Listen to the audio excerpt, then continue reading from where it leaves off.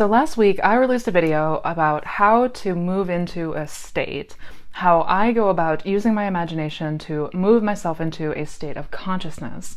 And the most common question that I receive from that video is, how do we actually maintain that state? How do we, once we've imagined something, once we have moved into the end, maintain that state of the wish fulfilled? Or what do we do if we fall out of that? What happens if we fall back into the old way of thinking or reacting in a way that is unwanted? So today I want to touch on something that I feel does not really get dissected enough. This is something that does not really get emphasized because a lot of people have questions about what do we do if we fall into states that are undesirable. Basically, what do we do when it feels like we're battling against resistance, or it feels like something is pushing us out of what we desire and back into the old way of thinking? So today I want to talk about a concept that I refer to as ego backlash, or the thing that sometimes happens when we try to live in the and, but it feels like something is fighting us. This is an incredibly common circumstance that many people face and should have an understanding about. So today I want to talk about ego backlash. I want to talk about resistance. I want to talk about what this is. I want to talk about why it happens. And most importantly, how to overcome it so that we can move ourselves back into the state of the wish fulfilled. By the way, hi, I'm Missy Renee. And on this channel, we talk all things manifestation and the law of assumption. So if that is something that you want to learn more about, then definitely be sure to subscribe to the channel, hit that bell icon for notifications, and if you enjoy my videos, be sure to hit that thumbs up button. If you're interested in any of my resources, such as my coaching programs, my workshops, and masterclasses, I will have links down to all of that information below, so don't forget to check that out. If there's one thing that I can say about ego backlash right out of the gate, it's that if you are serious about this journey into self-concept change, if you are truly deep into the idea of the transformation of self, you are likely going to experience this at one point or another. In fact, most of us have multiple episodes of this ego backlash. But before we can really dive into why this happens and what it is, we need to have an understanding of what the ego is. In short, your ego is the aspect of yourself that feels like you. So if I were to say your name and you were to say, yep, that's me, that would be ego talking. The ego is your self-image. It is what you identify with and who you identify as. It is the culmination of all of your beliefs, your assumptions, your expectations, your perceptions, all based on your memories, your experiences, your circumstances. It's an intricate web of all of the things that feel uniquely true and real to you. The ego is a complex construct in the mind. It is sitting in both the conscious and deep, deep subconscious parts of the mind. It is also known in this community as your self-concept. Whether I'm saying the words ego or self-concept, I'm referring to virtually the same thing. It is that sense of I. In fact, the word ego is Latin for I. And when we talk about the ego and the role that it plays in our day-to-day experience, we have to remember that this system is incredibly nuanced and complex. You can think of it almost as this well-regulated machine that is always trying to keep to a certain homeostasis, aka the dominant beliefs and assumptions you hold. It's always fluctuating within this certain space that feels safe, familiar, and normal to us. And the reason for that analogy, the reason why I like to use the machine and the homeostasis, is because the role of the ego, above all else, is self-preservation. It is to keep that sense of I out of harm's way. It is a defense mechanism. So when we are navigating this world, the ego is always going off of the beliefs and assumptions based on past experiences, memories, and circumstances to gauge what is most safe and where we often want to return to.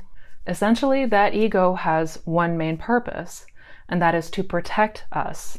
More specifically, it's to protect that sense of I. It is to shield that sense of I from harm, and by harm, I mean anything that challenges that sense of I.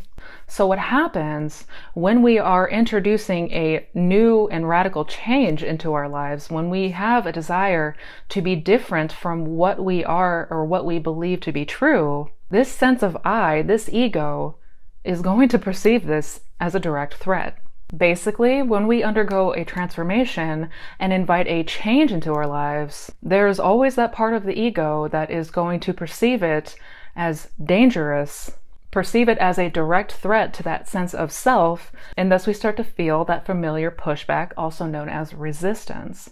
So when we experience that feeling of resistance, it's essentially just the ego pushing back against the unfamiliar attempts of something new. And resistance can be super, super sneaky and present itself in all different kinds of forms. Anxiety, apprehension, insecurity, doubt, powerlessness, tension, good old-fashioned fear, feelings of overwhelm, loss of control, frustration, just to name a few. It could also present itself in ways that is very unconscious, such as forgetting something, procrastinating, distraction, not following through on things, etc.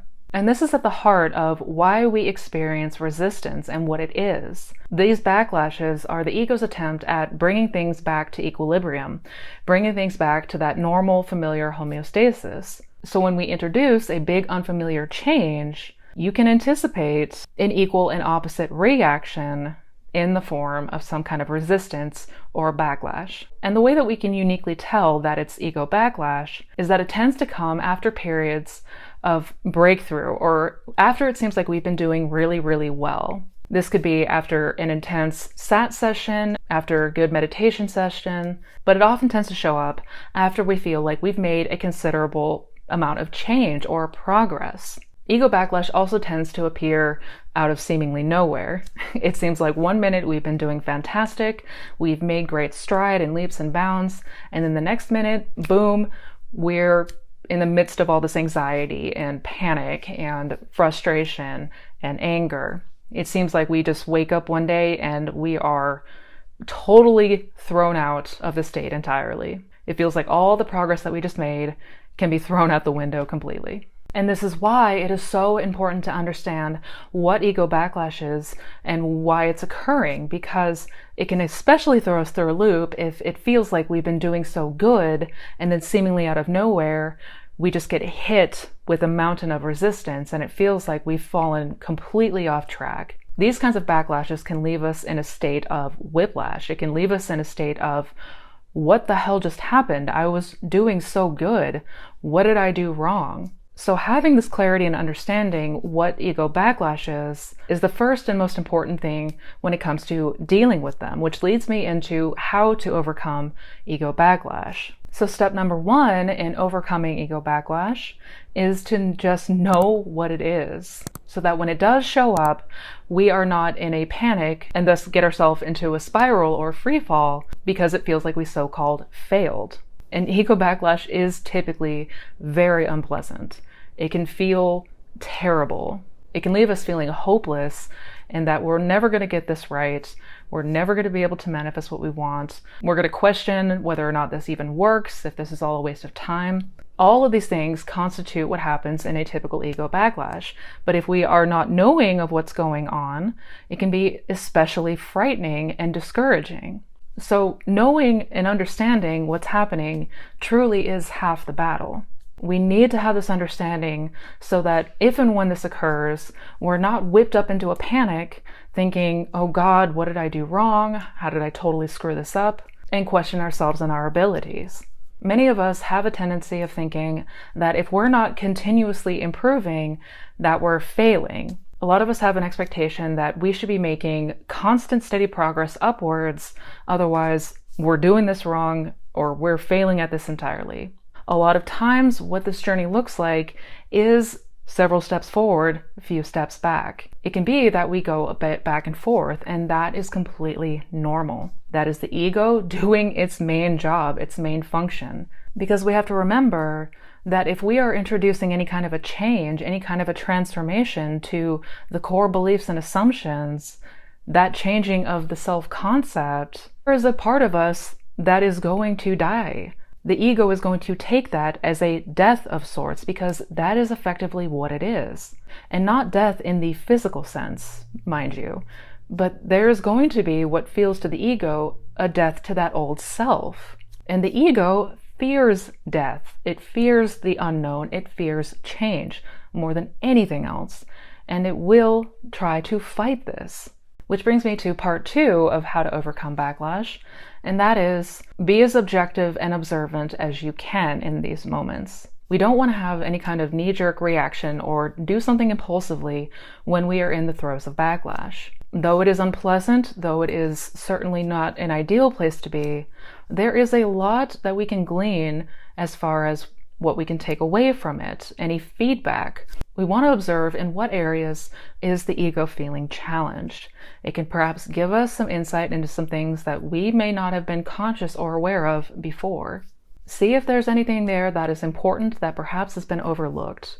Perhaps while trying to manifest abundance, there's been a part of you that fears becoming abundant because that is more responsibility. That is more than perhaps you're willing or able to take on right now based on how you feel. Everything that we are feeling, just like everything we are experiencing in 3D, is all feedback. It's giving us insight into that iceberg and what is underneath the water, what is underneath the conscious aspects of the mind. So we don't just want to be aware of what it is, but perhaps things that we might have been overlooking or didn't really think to take into consideration when it comes to what we are imagining on this journey.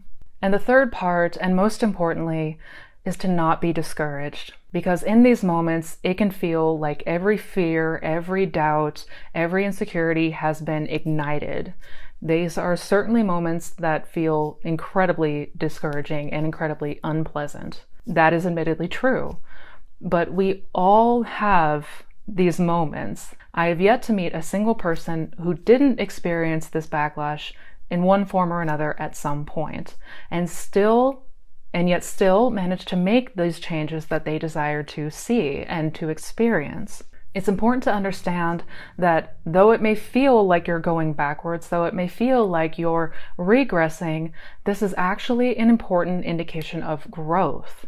Many people do not make the choice to deliberately and consciously make that change in their lives. Many people kind of go along with what they've always known and always assumed without question. So the fact that you are even experiencing this backlash means that there is progress being made, because if your ego and parts of your self-concept are feeling threatened, that means that you are making a change. We just want to remember that it is not always going to be a perpetual loop of backlash. Every time that we can go back to the end and back into that state of the wish fulfilled after a period of backlash, we're going to become more familiar with this new state, with this new belief and this new way of being. Each time we return to the end in imagination, every time that we experience the version of ourselves that we desire to be in imagination, this is what's going to lay down the foundation of your new self. And those episodes of ego backlash are going to become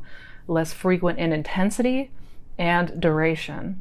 Every time that you experience some form of significant growth, your ego will likely put up some kind of fight. Once you learn that this is predictable and that this doesn't mean that you're failing, this doesn't mean that you're doing anything wrong, you can prepare for it. And when prepared, when you are armed with this understanding, you will know that when it rears its ugly head and not take it so seriously when it does. Observe any kind of mental criticism, observe any kind of resistance to see if there's an important takeaway there. See if there's something being overlooked, or if you just need to turn off the sound altogether. This is an inevitable part of spiritual growth. This is an aspect we all have and experience as we change our conception of self. Lastly, we must remember to be gentle with ourselves when we're going through this. We have to be kind to ourselves. There's absolutely no need to feel any kind of guilt or shame that you did anything wrong. In fact, this is a normal and natural part of the process that shows that you are actually beginning to make a change. Hence why there's such a pushback, because that aspect of you feels threatened, and that's what we want. We want that aspect of ourselves to die. We want to die to the old way of being and all of the limitations and all of the old assumptions that no longer serve us. So long as we remember to be kind to ourselves, gentle with ourselves in these moments, and come back to the state of the wish fulfilled once we are able and once these moments have passed, if we can remember to turn our attention and focus back to living in the end and experiencing in consciousness what we desire to experience, once we do this, And once we understand this, that is how we will see a true, radical, and permanent change to your self-concept. And with that transformation, your life and everything in it will change. So I hope you guys enjoyed this video. I hope it helped to make a bit more sense. I hope this helped to clear up some things and give you some reassurance. If you enjoyed this video, please be sure to give it a thumbs up. And if you are interested in checking out any of my other resources, I have links down below to my coaching programs, my workshops, my masterclasses, my blog, podcast, my social channels. I've got a ton of resources down in that description box below, so don't forget to check that out. Also, be sure to check out the other videos on this channel. Be sure to check out my Manifestation Fundamentals playlist. Each video is a different topic, but it all pertains in how to manifest the greatest and best life ever. So until we meet again, you guys, as always, please take care, be well, and never forget how powerful you truly are. Happy manifesting, guys.